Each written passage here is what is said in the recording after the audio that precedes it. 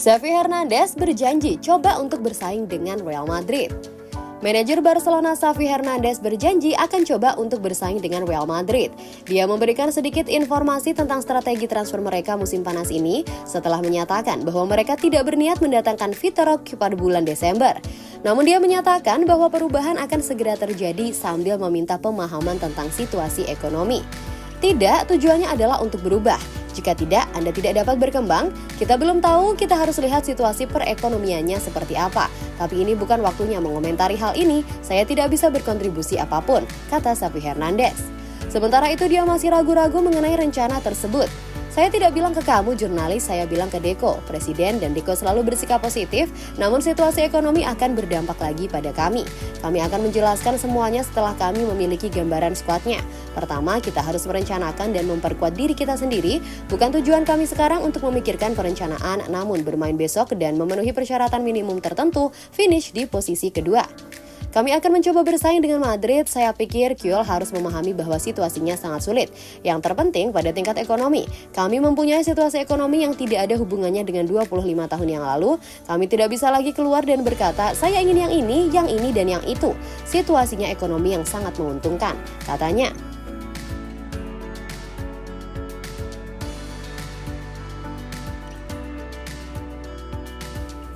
Real Madrid akan menyerah mengejar duo pertahanan senilai 150 juta euro. Real Madrid telah merinci sebagian besar musim panas 2024 mereka dengan sangat hati-hati dengan penandatanganan Kylian Mbappe sebagai prioritas utama mereka. Mereka telah mengejar pemain Prancis itu selama lebih dari setengah dekade saat ini dan akhirnya akan menyelesaikan transfernya musim panas ini. Namun rumor mereka mengejar bek kiri dan bek tengah juga sempat beredar, terutama dengan cederanya lini belakang musim ini. Ferland Mendy terus-menerus mengalami kemunduran, sementara David Alaba dan Eder Militao mengalami cedera ACL. Alphonso Davies diidentifikasi sebagai kandidat terdepan untuk masalah bek kiri mereka. Dengan pemain Kanada itu diperkirakan tidak akan memperbarui kontraknya dengan Bayern Munich musim panas ini karena tuntutan gaji yang tinggi. Pada saat yang sama, Madrid juga mendorong kepindahan Lena Yoro dari Lille yang dibanderol dengan harga 100 juta euro. Namun, setelah mencapai final Liga Champions dan dalam perjalanannya meraih 99 poin di La Liga, Madrid tampaknya telah memutuskan bahwa mereka senang dengan skuad mereka. Menurut laporan yang diterbitkan KOP, Madrid telah memutuskan untuk menghentikan perburuan Lena Yoro dan Alphonso Davies di musim panas. Mereka senang dengan skuad dan pemainnya saat ini dan menilai mendatangkan kedua pemain tersebut tidak begitu penting saat ini. Hal ini sebagian besar disebabkan oleh kebangkitan brilian Ferland Mendy di paruh kedua musim ini karena ia kini mengukuhkan posisinya sebagai starter. Dia mendapat dukungan dari Carlo Ancelotti dan kini juga diharapkan menjadi bagian dari tim nasional Prancis untuk Euro.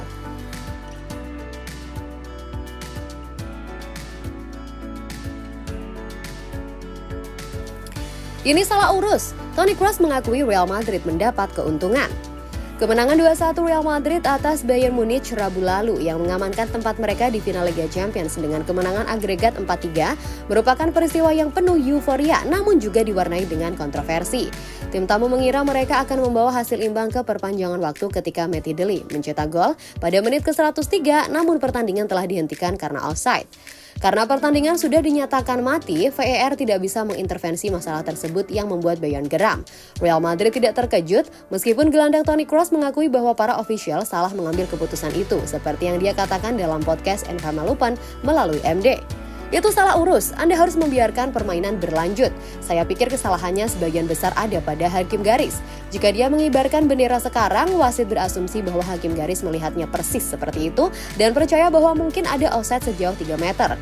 Kemarahan itu beralasan karena Anda harus menghadapi situasi ini sampai akhir, 100%. Saya tidak tahu apakah ada penutupan kolektif dari kami karena peluit sudah terdengar sangat awal, katanya.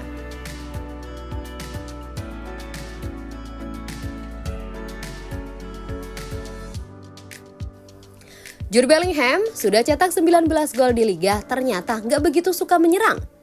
Di antara 5 besar top skor La Liga musim ini, hanya Jude Bellingham yang tidak bermain sebagai striker. Nama Bellingham nyempil di tengah persaingan para penyerang terbaik. Bellingham memang tampil luar biasa di musim pertamanya bersama Real Madrid. Dia sudah melebihi ekspektasi baik dalam hal performa maupun kontribusi di lapangan. Kualitas dan potensi Bellingham memang sudah lama dipuji, tapi tidak ada yang menduga bahwa dia bisa mencetak gol sebanyak ini.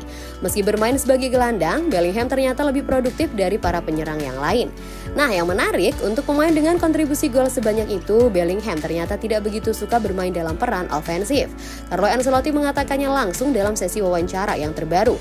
Rabu 15 Mei 2024 dini hari waktu Indonesia Barat tadi, Real Madrid menghajar Alaves dengan skor telak 5-0. Bellingham mencetak gol pembuka di menit ke-10, padahal dia lebih aktif dalam peran defensif. Secara defensif, kami meminta dia Bellingham untuk lebih banyak membantu daripada Vini. Lalu dua pemain ini sering bertukar posisi di sayap. Bellingham justru menyukai peran ini sebab dia tidak terlalu suka bermain terlalu menyerang. Dia ingin lebih banyak terlibat dalam permainan dan dia lebih nyaman dengan posisi tersebut, ujar Ancelotti. Ancelotti juga memuji pergerakan disiplin Bellingham di lapangan. Gelandang muda Inggris ini benar-benar menikmati peran defensif, jadi rekan setimnya pun terbantu. Dia banyak membantu kami sebab dia memiliki kualitas defensif yang lebih tinggi daripada Vini dan Rodrigo, tutupnya.